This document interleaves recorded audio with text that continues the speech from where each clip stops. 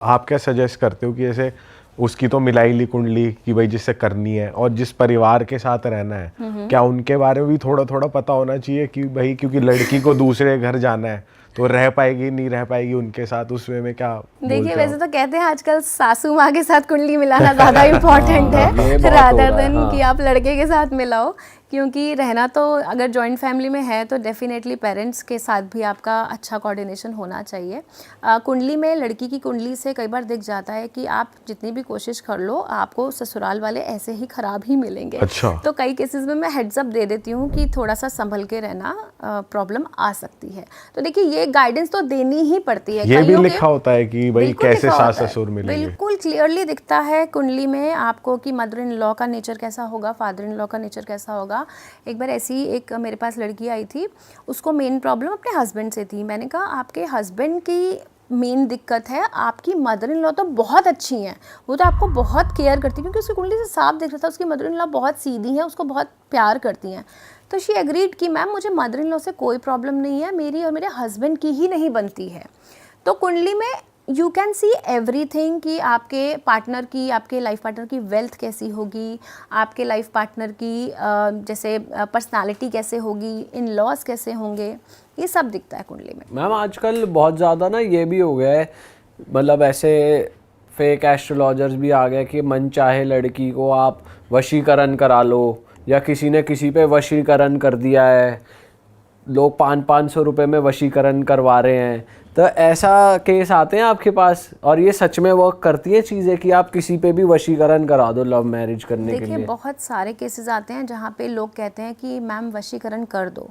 मैं वशीकरण नहीं करती, मैं किसी को भी किसी की तरफ गलत तरीके से अट्रैक्ट कभी नहीं करूँगी, क्योंकि अगर एक इंसान मन से आपके साथ नहीं जुड़ना चाहता है तो आप क्यों उस पर ब्लैक मैजिक कर रहे हो और क्यों फोर्सफुली उसे अपने साथ रख रहे हो। मैम वैसे अगर जैसे आपकी जो रेमेडीज आपने बताई थी, अगर कोई किसी को पसंद करता है, जो आपने रेमेडी बताई थी वो डिजिट्स लिखने वाली, उसमें भी तो वो एनीवे अट्रैक्ट ही कर रहा है उस पार्टनर को वो अपनी वाला तरफ। केस था जिसमें मैं बोल रही हूँ कि दोनों तरफ अट्रैक्शन है, But families थोड़ा नहीं मान थोड़ा, रही है। नहीं, बट एक्सप्रेस नहीं किया है, दोनों को थोड़ा थोड़ा अट्रैक्शन है। समझ तो आ जाता है अगर आप किसी से मिल रहे हो कि ये बंदा मेरी तरफ इंटरेस्टेड है या नहीं है, but because of the situation he is not expressing his love और नॉट टेलिंग यू, या कुछ भी रीज़न है। तो ये एक मैनिफेस्टेशन टेक्निक मैं बता रही हूँ जिसमें कि आप जो है सामने वाले को अपनी तरफ थोड़ा थोड़ा अट्रैक्ट कर सकते हो, उसकी एनर्जी अपनी तरफ पॉजिटिव कर सकते हो। बट कुछ ऐसे केसेस होते हैं जहाँ पर चाहता है इंसान कि वो मेरे साथ रहे और वो अट्रैक्ट हो जाए, बट कुंडली में ऐसा कुछ है कि वो होएगा ही नहीं, तो आप मना कर देते हो कि भाई ये मैं नहीं होने बिल्कुल वाला। मना कर देती हूँ। ऐसा ही एक केस आया था एनी टाइम पे मेरे पास, जहाँ पे एक लड़की मेरे पास आई और उसने मुझे पूछा कि मेरी लव मैरिज होगी अरेंज मैरिज। तो मैंने उसकी कुंडली देख के बोला रिलेशनशिप तो आपका होगा लेकिन आपकी लव मैरिज नहीं लिखी है। तो she was very furious, she said कि मेरी ना 4 साल का रिलेशनशिप है और 2 महीने बाद मेरी उसी लड़के से शादी हो रही है। तो मैंने उसकी कुंडली देखी, मैंने उसे कुछ नहीं बोला, मैंने उसको इतना बोला देखिए होई सोई जो राम रची रखा, जो राम जी ने रच दिया है होगा वही, आप और मैं सिर्फ इंसान हैं, गलतियां हमसे भी होती हैं, और कह के मैंने फ़ोन रख दिया। 3 हफ्ते बाद उस लड़की ने मुझे कॉल किया, she was literally crying on phone and she said कि मैम पेरेंट्स में कुछ कन्फ्यूज़न हो गया है मैरिज के अरेंजमेंट्स को लेके, और वो बात इतनी बढ़ गई है कि लड़के वालों ने रिश्ता तोड़ दिया, और वो लड़का भी 4 साल के रिलेशनशिप को इग्नोर करके अब अपने पेरेंट्स की ही बात मान रहा है, और मुझे उसने ब्लॉक कर दिया और मेरे से बिल्कुल बात नहीं कर रहा है। तो मैंने उन्हें बोला, मैंने कहा देखिए आपकी कुंडली लव मैरिज वाली कुंडली है ही नहीं, आपकी मैरिज होगी, और मैंने उन्हें टाइम फ्रेम भी बताया कि आपकी मैरिज कब होगी। मैंने कहा लेकिन जिससे भी होगी वो इंसान इससे भी अच्छा होगा। तो ये मत सोचो कि आपके साथ बहुत बुरा हुआ है। कई बार sometimes not getting what you want is a wonderful stroke of luck. आपकी लाइफ में अगर आपको कोई रिलेशनशिप या कोई पर्सन नहीं मिल रहा है तो कुछ भगवान ने उससे बेहतर सोचा होगा और अच्छा सोचा होगा, और आपकी लाइफ आगे बहुत अच्छी है मैरिड लाइफ, इसीलिए आपके साथ ये हुआ है। आपको शायद अभी रियलाइज़ नहीं हो रहा है, लेकिन 2 years 3 years down the lane you will realise this thing. और मैम आप इस चीज़ को ऐसे देखते हो कि सोलमेट्स से ही शादी होती है, कहा जाता है कि भाई आपका जो सोलमेट है उसी से होती है, तो ऐसा होता है सही में? और अगर होता है तो फिर जैसे डाइवोर्स भी हो जाते हैं लोगों के शादी करने के बाद, तो ऐसा क्यों होता है? देखिए, सोलमेट का कॉन्सेप्ट जो है ना, लोगों ने बहुत गलत इसको समझा है। सोलमेट ज़रूरी नहीं आपका लव पार्टनर हो। सोलमेट कोई भी हो सकता है, 2 फ्रेंड्स भी सोलमेट हो सकते हैं, आप दोनों भी एक दूसरे के सोलमेट हो सकते हो। सोलमेट हमारा ब्रदर भी हो सकता है, सोलमेट हमारी मदर भी हो सकती है, हमारा पेट एनिमल भी हमारा सोलमेट हो सकता है। तो ऐसा नहीं होता है कि सोलमेट सिर्फ लव पार्टनर होता है। जिसके साथ आपकी मैरिज होती है, कार्मिक कॉन्ट्रैक्ट्स होते हैं जिसकी वजह से हम एक दूसरे के साथ मिलते हैं, इस लाइफ में कोई ना कोई रोल निभाने आए होते हैं, अपने लाइफ पार्टनर के साथ भी, अपने मदर, फादर, ब्रदर, सिस्टर, इन सब के साथ हमारे कार्मिक कॉन्ट्रैक्ट्स होते हैं। और soulmate relationship, twin flame relationship, ये डिफरेंट कॉन्सेप्ट्स होते हैं। कई लोग सोचते हैं कि ये मेरा सोलमेट है तो मेरी शादी इससे हो, ऐसा नहीं होता है। अब आपके पास अगर कोई क्लाइंट आते हैं वो डिवोर्सी हैं, तो फिर आप उनको किस तरीके से ट्रीट करते हो, किस तरीके से बोलते हो कि शादी में वो मतलब एक और शादी करें, आप उनको क्या सजेस्ट करते हो? देखिए, ऐसे में हम कुंडली का एनालिसिस करते हैं कि इनकी शादी सेकंड मैरिज अच्छी रहेगी या नहीं रहेगी। क्योंकि कई बार होता है कि सेकंड मैरिज भी मुझे बहुत ख़राब दिख रही होती है और एक इंसान टॉक्सिक मैरिज से निकला है, उसके बाद वो अगेन एक दूसरी टॉक्सिक मैरिज में चला जाए, वो भी ठीक नहीं है। तो ऐसे में जनरली हम एडवाइस देते हैं कि मैरिज सेकंड आप करना, ये टाइम फ्रेम है, लेकिन बहुत सोच समझ के और कुंडली मिलवा कर ही करना। अभी एक रिसेंटली ऑस्ट्रेलिया से मेरे पास केस आया था। उस लेडी का जब मैंने चार्ट देखा, मैंने कहा आपकी तो मैरिज में बहुत मुझे दिक्कत दिख रही है और डिवोर्स भी मुझे दिख रहा है। तो शी सेड कि मेरे ऑलरेडी 2 डिवोर्स हो चुके हैं, बट मेरा बच्चा इतना छोटा है, मुझे कंपेनियनशिप चाहिए, मुझे लोनलीनेस बहुत फील होती है, तो मुझे शादी करनी है। तो मैंने उनको बोला, मैंने कहा देखो, अगर even if you go for third marriage, it's not going to work. तो उन्होंने मुझे एक लड़के की कुंडली दिखाई, तो मैंने उनको बोला लड़के की कुंडली बहुत अच्छी है, लड़का केयरिंग है, आप चाहो तो इससे मिल लो, लेकिन थोड़ा सोच के ही शादी करना, क्योंकि थर्ड मैरिज में भी डिस्टर्बेंस मुझे दिख रही है। वो उस लड़के से मिलकर आई ऑस्ट्रेलिया में, मंदिर में शादी कर आ गई। 2 महीने बाद उन्होंने मुझे कॉल किया और मुझे कहती है कि मैम, मुझे अच्छे से याद है आपने मुझे मैरिज के लिए मना किया था, लेकिन मैंने फिर भी शादी कर ली। अब मुझसे शादी में रहा नहीं जा रहा, मुझे वापस जाना है, अब मैं क्या करूँ? मैंने कहा अब तो आपने शादी कर ली, अब क्या हो सकता है, अब तो आप डिवोर्स ही लोगे, तीसरा भी। मैंने कहा आप अपनी लाइफ में रिलेशनशिप में आ सकते हो किसी के साथ, बट मैरिज कभी वर्कआउट नहीं करेगी। बिकॉज देखो, थर्ड मैरिज में भी शी वॉज सो अनकम्फर्टेबल, उसकी थर्ड मैरिज भी नहीं चलनी थी। तो मतलब इस केस में रिलेशनशिप्स वर्क कर जाएंगे बट वो शादी नहीं कर सकते? हाँ, शादी टूटने के क्योंकि योग हो जाते हैं ना। देखिए, रिलेशनशिप तो एक लिमिटेड टाइम फ्रेम के लिए होते हैं कि ठीक है 1.5 साल चल गया, 2 साल चल गया, 2.5 साल चल गया, तो इतना टाइम फ्रेम में चल जाएगा रिलेशनशिप। बट उसमें भी अगर किसी की कुंडली में शुक्र खराब है, 5th हाउस खराब है, 7th हाउस एफ्लेक्टेड है, तो उसमें भी दिक्कत आती है। और मैम जैसे अब तो नई जनरेशन आ गई है और बहुत ज़्यादा डर भी फैला हुआ है कि शादी करे ना करे, क्योंकि माहौल है ही नेगेटिव काफ़ी ज़्यादा। तो नए जो बच्चे हैं जो शादी करना चाहते हैं, उनको आप क्या सजेस्ट करते हो कि कैसे अपना साथी ढूंढें या क्या चीज़ें देखें? देखिए, सबसे ज़्यादा तो अंडरस्टैंडिंग होनी चाहिए, दैट इज़ वेरी इंपॉर्टेंट। कि सामने वाला आपके इमोशंस को समझ रहा है या नहीं समझ रहा है। इमोशनल कंपैटिबिलिटी होना आज की डेट में बहुत ज़रूरी है, क्योंकि जेन जी जो है, ये 2000 वाले जितने भी बॉर्न हैं, ये हाईली इमोशनल हैं। ये बच्चे ये बहुत कंफ्यूज रहते हैं अपनी लाइफ में।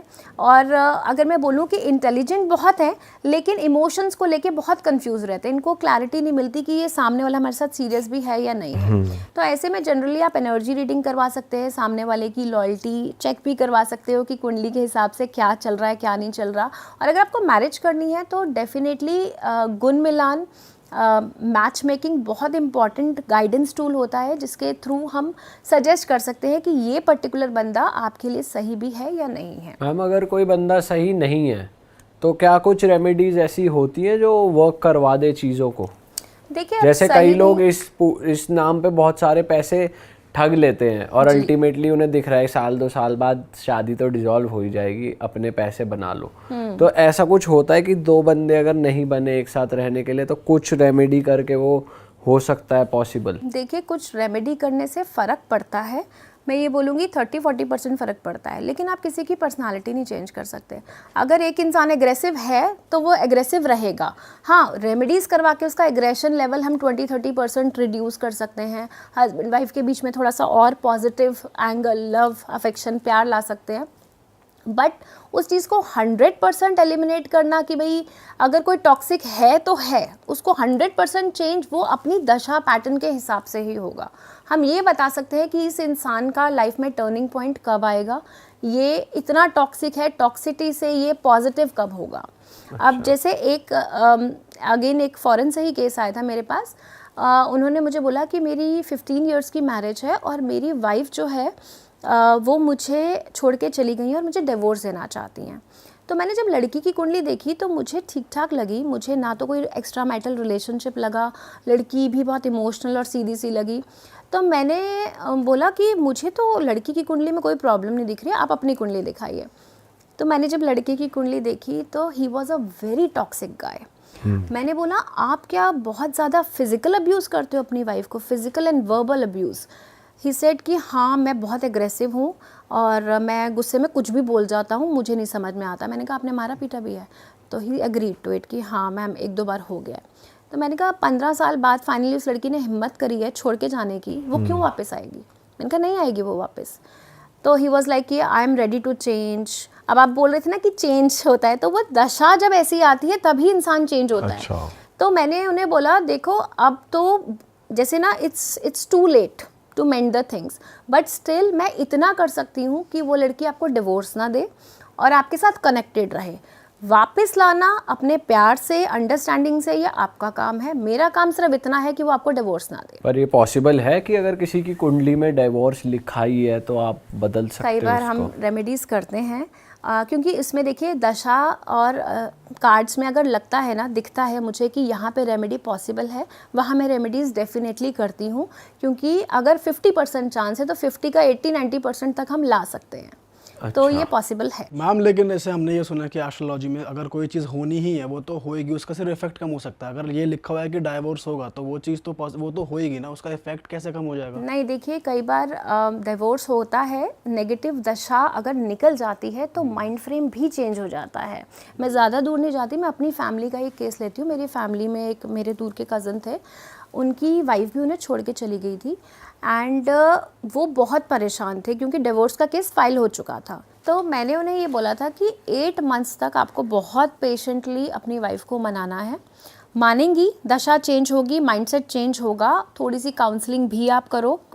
अगर कोई ऐसा है इंसान, क्योंकि जब आप टैरो रीडिंग करते हैं तो उसमें दिख जाता है कि किसकी हेल्प से चीज़ें सॉर्ट हो सकती हैं। तो मैंने उनको बोला आपकी कोई कॉमन फ्रेंड या कोई कॉमन रिलेटिव या कोई ऐसा बंदा जो बहुत सीनियर है, 50+ एज का है, वो आपको हेल्प भी कर सकता है। तो 8 मंथ्स बाद जब उस लड़की की दशा चेंज हुई, उन्होंने फिर मीटिंग्स करी 2-3, फाइनली उनका डिवोर्स चल गया, उसने अपना केस वापस किया और वो लड़की वापस भी आई। तो कई बार जब नेगेटिव दशा आती है, उस दशा में आपको पेशेंस रखना होता है। ऐसा तो है नहीं कि ये दशाएं अभी आ रही हैं, ये दशाएं तो हमारे पहले ज़माने में भी आती होंगी ना लोगों के, तब भी राहु केतु की दशाएं होती होंगी। तब कॉन्सेप्ट नहीं था ना डिवोर्स का, तो लोग उस टाइम पे चुप रहते थे, बर्दाश्त करते थे, एडजस्ट करते थे। तो यही सलाह हम अभी देते हैं कि ये टाइम ख़राब है, थोड़ा सा चुप रहो, थोड़ा सा एडजस्ट करो, चीज़ें वक्त के साथ अपने आप ठीक हो जाएंगी। बट प्रॉब्लम ये है कि आजकल पेशेंस लेवल बहुत कम हो गया है। करेक्ट। क्योंकि अगर राहु की दशा आ रही है तो इंसान इतना ज़्यादा एग्रेसिव, इतना ज़्यादा वॉलेटाइल हो जाता है कि खुद को अगर आप सामने वाले को सलाह भी दे रहे हो ना तो वो कंट्रोल नहीं करता है। ये प्रॉब्लम आ गई है आजकल।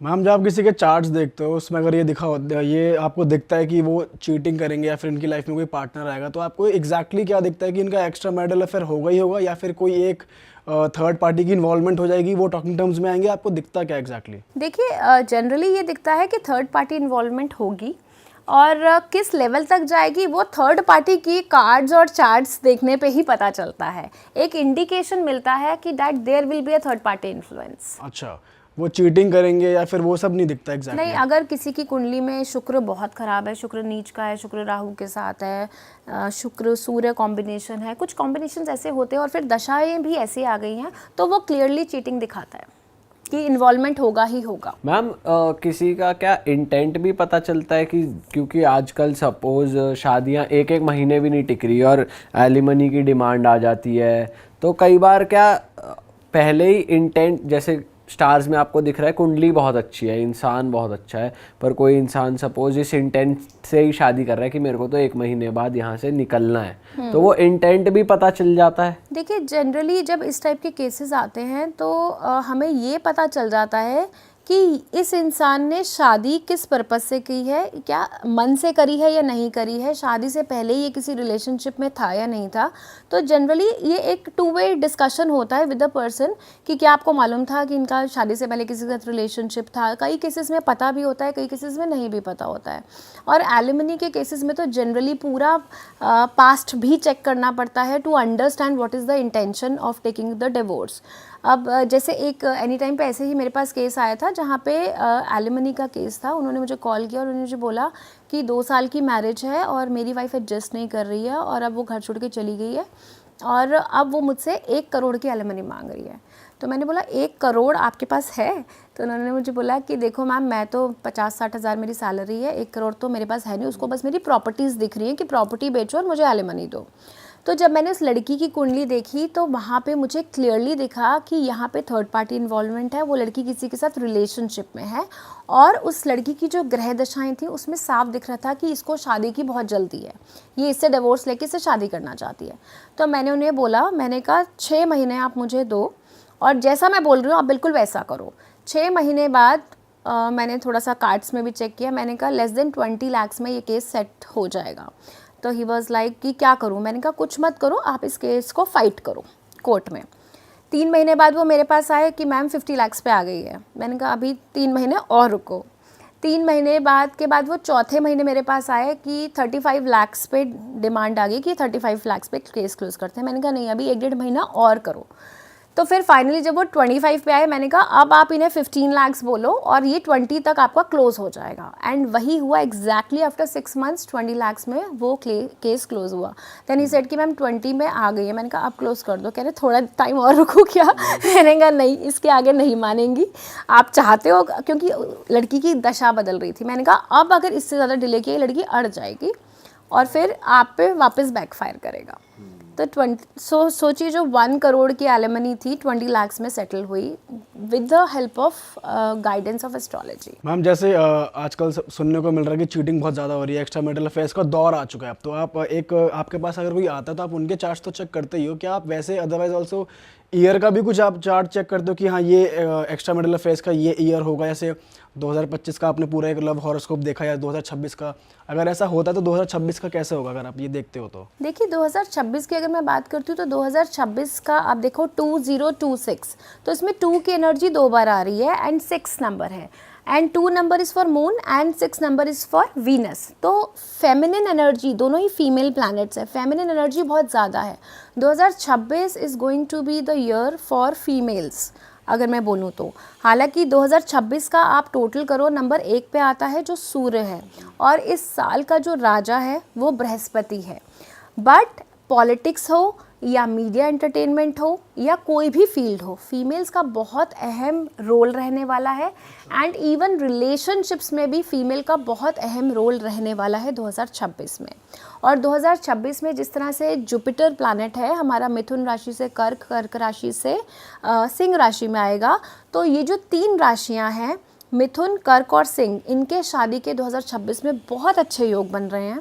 और जो लोग रिलेशनशिप में है 2025 में they can settle down in 2026, क्योंकि जुपिटर जो है वो planet of marriage, planet of expansion है। तो नया काम, नया business and expansion, family planning, marriage, ये सब आप 2026 में बहुत ज़्यादा देखेंगे। बट मैम जैसे कुछ आपकी मैं प्रिडिक्शंस देख रहा था, आपने बहुत सारी प्रिडिक्शंस वैसे भी करी हैं कि फ्लड्स होंगे और डिस्ट्रक्शन होगा, उस वे में नेक्स्ट ईयर इस ईयर से भी ज़्यादा ख़राब होगा? देखिए सब 2025 में कह रहे हैं कि मंगल का साल है और 2026 आएगा तो इसका इफेक्ट ख़त्म हो जाएगा। हालांकि अगर हम वैदिक एस्ट्रोलॉजी की बात करें तो हम विक्रम संवत पे चलते हैं। अभी चल रहा है विक्रम संवत 2082 एंड विक्रम संवत 2083 आएगा मार्च के बाद। तो अभी मार्च तक 2082 चलेगा, तो वो मंगल इफेक्ट अभी पूरा जाएगा नहीं।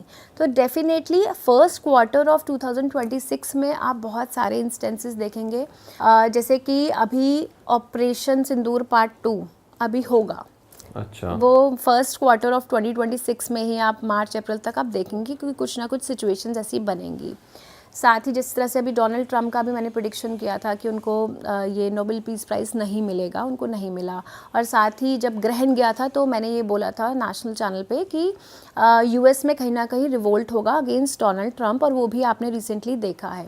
तो अभी ऐसी सिचुएशंस यूएसए में और बढ़ेंगी। और मैम जैसे इंडियंस को लेके भी पूरे वर्ल्ड वाइड चल रहा है कि अगेंस्ट जा रहे हैं लोग थोड़ा, कि इंडियंस नहीं आने चाहिए हमारी कंट्री में, तो ये और बढ़ेगा या कम हो ये जाएगा? बढ़ेगा, क्योंकि देखिए 2026 जो है, अगर हम बोल रहे हैं सूर्य राजा है, तो पॉलिटिकल लेवल पे बहुत ज़बरदस्त गड़बड़ होएगी 2026 में, हम एक्सपेक्ट कर सकते हैं। क्योंकि ये 2025 से 2030 का समय ऐसा है जहाँ पे वॉर लाइक सिचुएशंस एग्रवेट होती जाएंगी, तो 26 में भी ऐसी सिचुएशंस बहुत सारी बनेंगी। हम 26 के लिए कह rहे हैं कि वर्ल्ड वॉर भी छिड़ सकती है, ऐसा आपको लग रहा है? इतना छिड़ेगी, सीवियर लेवल पे जा सकता है? देखिए पूरी तरह मैं ये नहीं बोलूँगी कि वर्ल्ड वॉर शुरू ही हो जाएगी, जैसे अभी 2025 में हुआ था इंडिया पाकिस्तान का, आपने देखा था कि वहाँ पे अटैक स्टार्ट हो गया था। तो ऐसे छोटे छोटे इंस्टेंसेस 2026, 27, 28 आप हर ईयर में देखेंगे। मैम सिंस आप इतने ज़्यादा एक्स्ट्रा मैरिटल अफेयर्स से डील करते हैं, आपके पास लोग आते हैं, कुछ ऐसा केस आपके पास आया है कि जिसमें आपको बहुत ज़्यादा हैरानी हो गई और ये एक ऐसा केस है, तो मैं चाहता हूँ वो केस बताएं हमें। देखिए ऐसे बहुत सारे केसेस आते हैं, जैसे आजकल एक नया कॉन्सेप्ट निकला है शुगर डैडी का। ऐसे बहुत केसेस आ रहे हैं कि मिडिल एज में जो जेंट्स होते हैं, they are very filthy rich and they are in relationship, extra marital relationship with other girls. ऐसे ही एक केस आया था जहाँ पे वो इंसान, उसने उस लड़की को, मतलब आप मानोगे करोड़ों का घर बना के दिया और उसको पूरा फाइनेंशियली सपोर्ट किया, फैमिली को फाइनेंशियली सपोर्ट किया, एंड वो लड़की उसको भी चीट कर रही थी। अच्छा। एंड मज़े की बात, हैरानगी की बात ये हुई मुझे कि वो दोनों मेरे साथ वीडियो कॉल पर आए और वीडियो कॉल पे वो लड़की मुझे बोल रही है कि इन्होंने मुझे बहुत सपोर्ट किया, मैं इनका पूरा एहसान मानती हूँ, मैं इनसे प्यार भी बहुत करती हूँ, लेकिन ये तो अपनी वाइफ नहीं छोड़ेंगे ना, अपना बच्चा नहीं छोड़ेंगे ना, और मुझे तो सेटल होना है अपनी लाइफ में, तो मैं चाहती हूँ कि इस रिलेशनशिप को ख़त्म करूँ। मतलब she was trying to justify her action. 3 साल तक वो उससे करोड़ों रुपया उसने लिया, एंड एंड में she is justifying that thing कि भाई अब तो ये तो मेरे से शादी करेगा नहीं, so I have to move on in my life. And उसके बाद उन्होंने मुझसे अलग से बात की, कनेक्शन किया, बात की, एंड ही सेड कि मैम बताओ अब ये क्या चीटिंग नहीं है, अब ये किसी और के साथ कनेक्ट हो गई, किसी और के साथ सेटल होना चाह रही है, और जस्टिफिकेशन ये दे रही है कि just because you can't marry me. ये तो मैंने इसे डे 1 से ही बता दिया था कि मैं अपनी फैमिली नहीं छोड़ूंगा। तो ऐसे केसेस बहुत आते हैं। फिर आपने कैसे सॉल्व करा इसको? मैंने यही बोला, मैंने कहा आप देखिए ऑनेस्टली स्पीकिंग, आप इनको बहुत ज़्यादा फाइनेंशियल सपोर्ट दे रहे हैं, stop that financial support. And on top of that guy was very emotional, said कि मैं फाइनेंशियल सपोर्ट तो मैम नहीं छोड़ सकता, मैंने इसको वादा किया है अगले 6 महीने तक मैं इसे सपोर्ट करूंगा। एंड पैसे तो देखो देना ही पड़ेगा मैंने इसको। नहीं, ऐसे बहुत केसेस आते हैं, believe me, and I am shocked to see कि these guys are so emotionally invested in that girl, knowing the fact कि वो लड़की इन्हें चीट कर रही है, इनके साथ लॉयल भी नहीं है।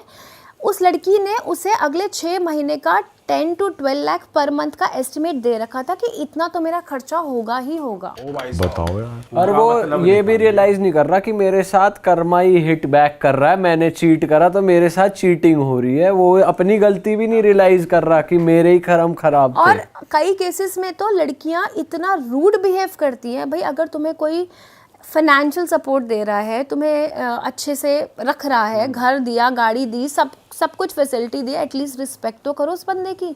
लड़कियां रिस्पेक्ट भी नहीं कर रही हैं, लड़कियां और गाली गलौज कर रही हैं आगे से। ये बहुत शॉकिंग इंस्टेंसेस आते हैं मेरे पास ऐसे।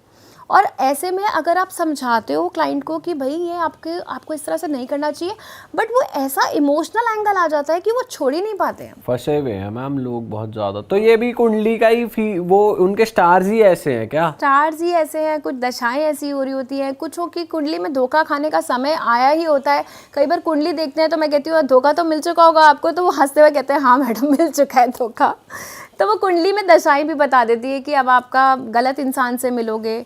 क्योंकि एक मेरी क्लाइंट थी जो सेकंड मैरिज करना चाह रही थी और उनका कुछ राहु का पीरियड चल रहा था, तो वो हर बार किसी लड़के से मिलती थी, 1-2 महीने बात करती थी, फिर रिजेक्ट कर देती थी। तो कहती थी मैम कोई लड़का समझ ही नहीं आ रहा। मैंने कहा राहु का पीरियड चल रहा है, सब जो भी मिलेगा गलत इंसान ही मिलेगा। मैंने कहा ये टाइमलाइन है, इस टाइमलाइन से पहले सही इंसान मिलेगा ही नहीं। तुम 8 लड़के ट्राई कर लो, 10 लड़के ट्राई कर लो। वही हुआ, उसकी दशा खत्म हुई, उसको एक लड़का मिला और उसने उसके साथ सेकेंड मैरिज करी। तो कई बार टाइम पीरियड बहुत इम्पॉर्टेंट होता है आपको ये बताने के लिए कि ये सही समय है किसी के साथ रिलेशनशिप में आने का या नहीं आने का। मैम, एक आपकी रील बहुत वायरल हुई थी, हम सब ने देखी कि अगर आपको अपने पार्टनर को पकड़ना है तो मेरे पास आओ, सच सुनना है तो मेरे पास आओ। तो जब लोग आपके पास आते हैं और सच सुनते हैं तो ऑब्वियसली वो अच्छा तो नहीं लगता होगा या कोई सच मानने को तैयार नहीं होता होगा, तो कभी बैड एक्सपीरियंसेस भी होते हैं, आप कुछ बताना चाहोगे? देखिए, मेरी एस्ट्रोलॉजी का एक ही फंडा है प्रेडिक्शंस देने का कि सीधी बात, नथिंग अनाप शनाप, ठीक है। मैं इधर उधर की अनाप शनाप बातें नहीं करती हूँ। अगर आप मेरे पास आए हैं प्रेडिक्शंस लेने के लिए तो सच सुनिए, सच जानिए और अकॉर्डिंगली अपनी लाइफ का डिसीजन लीजिए। लोग बहुत नाराज़ होते हैं, गुस्सा होते हैं, कई बार बिलीव नहीं करते हैं, रिव्यूज़ रेटिंग्स भी ख़राब करते हैं, बट मुझे लगता है कि इन सब चीज़ों से ज़्यादा इम्पॉर्टेंट है कि आप सामने वाले को सही और एक्यूरेट प्रेडिक्शंस दें। अगर कोई मेरे पास परेशान इंसान आया है और बहुत इमोशनल है, रो रहा है, और उसके इमोशंस में बहकर मैं भी अगर उसके हिसाब से अच्छी अच्छी बातें करूँ उसको खुश करने के लिए, तो वो मेरे प्रोफेशन को जस्टिफाई नहीं करेगा कि मेरा काम है एक्यूरेट गाइडेंस देना, एक्यूरेट प्रेडिक्शंस देना। तो मैं अपने प्रोफेशन को जस्टिफाई करती हूँ, स्ट्रेट बोलती हूँ। कई बार लोग मुझे इस चीज़ को बहुत समझते हैं कि that she is very rude, बहुत स्ट्रेट फॉरवर्ड है, लेकिन एक्यूरेट प्रेडिक्शंस तभी निकल कर आती है जब एस्ट्रोलॉजर की नॉलेज, एस्ट्रोलॉजर की इंट्यूशन और एस्ट्रोलॉजिकल का लॉजिकल एनालिसिस कंबाइन होता है। अगर इसमें मैं इमोशनल एस्पेक्ट मिक्स कर लूँगी ना, तो मैं न्यूट्रल माइंड से रीडिंग नहीं दूंगी तो वो एक्यूरेट प्रेडिक्शंस कभी नहीं आएंगी। इवन टैरो कार्ड्स में भी हम हमेशा कहते हैं that you have to be neutral while doing the readings. वो कहते हैं ना कि डॉक्टर अपने किसी घर वाले का ऑपरेशन नहीं कर पाता है क्योंकि वहाँ इमोशंस इन्वॉल्व हो जाते हैं कि ये मेरा बच्चा है, इस पे मैं सर्जरी कैसे करूँ। इसी तरह एस्ट्रोलॉजर को भी बहुत प्रैक्टिकल वे में विदाउट गेटिंग इमोशनल प्रेडिक्शंस देनी पड़ती हैं। मैम, आपके पास ऐसे केस भी आते हैं कि कुछ लोग रिलेशनशिप में बहुत सालों से 10-15 साल हो गए, फिर भी वो शादी नहीं कर पाते हैं फॉर सम रीज़न, तो उस केस में आप क्या करते हैं? ऐसा कोई केस आया आपके पास? ऐसे बहुत केसेस आते हैं जहाँ 5 साल 8 साल हो गए रिलेशनशिप में, लेकिन बिकॉज ऑफ फैमिली प्रेशर शादी नहीं कर रहे हैं। क्योंकि ऐसे केसेस में हमारे पास जनरली कभी लड़की आ जाती है, कभी लड़का आ जाता है, तो हम कुंडली एनालिसिस करते हैं। कई कुंडलियों में तो साफ दिखता है कि लड़का ही नहीं चाह रहा शादी करना अब 7 साल के रिलेशनशिप के बाद, क्योंकि पता चल जाता है ना कुंडली से पर्सनालिटी की बंदा अपनी बात मनवाने की कैपेबिलिटी रखता है या नहीं रखता है। तो ऐसे 1-2 केसेस में मैंने क्लियरली बताया है कि ये लड़का ही नहीं चाह रहा है अब आपसे शादी करना 7 ईयर्स के रिलेशनशिप के बाद। अगर ये चाहे तो अपने घर वालों को बहुत ईजिली कन्विंस कर सकता है। आप बताओ 7 साल के रिलेशनशिप में क्या उन्हें 7 साल पहले नहीं पता था कि फैमिली नहीं मानेगी? सही बात। रिलेशनशिप में आने से पहले तो फैमिली की परमिशन नहीं ली थी, तो अब मैरिज के लिए फैमिली की परमिशन क्यों चाहिए? And that too after 7 years or 8 years। 4-5 साल में ही मालूम पड़ जाता है कि फैमिली कितनी शुरू में ही involved पता होता है, कितनी नहीं अपनी फैमिली का सबको पता होता है कि मेरे घर वाले लव मैरिज अप्रूव करेंगे या नहीं करेंगे। ऐसा एक केस आया था जहाँ पे लड़के ने डे 1 पे ही बोल दिया था कि मेरे घर वाले लव मैरिज अप्रूव नहीं करेंगे, लेकिन उस लड़की ने बोला कि कोई बात नहीं, I still want to be in the relationship. 3 साल उन लोगों का रिलेशनशिप चला और वो लड़का, अब उसकी शादी कहीं और फिक्स हो गई है। अब लड़की मुझे कनेक्ट करके बोल रही है कि मैम कुछ करवा दो। अच्छा। तो मैंने कहा देखो, उस लड़के ने डे 1 से आपको ये चीज़ बहुत क्लियरली बोली थी, he is not cheating on you. उसने पहले ही बता दिया था अब कुछ हो नहीं सकता है। एंड ऐसा नहीं है कि उस लड़के ने ट्राई नहीं किया, क्योंकि एनर्जी रीडिंग में साफ दिख रहा था कि उस लड़के ने ट्राई किया है। और उस लड़के ने मुझे अपनी मदर से भी बात कराई। Can you imagine that? उसकी मदर ने साफ मना कर दिया, जी हमारे में ये सब नहीं होता है। थोड़ा सा बैकवर्ड एरिया था वो, तो उन्होंने बोला हमारे में ये सब नहीं होता, दोस्ती दोस्ती ठीक है, शादी तो हमारी बिरादरी के हिसाब से ही होएगी।